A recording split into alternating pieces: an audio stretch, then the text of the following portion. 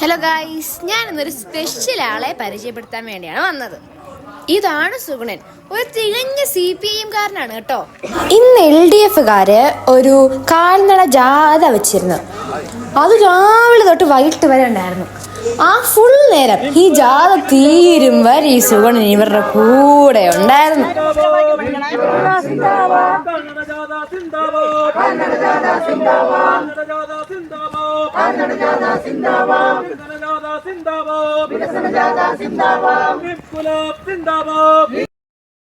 മുമ്പേ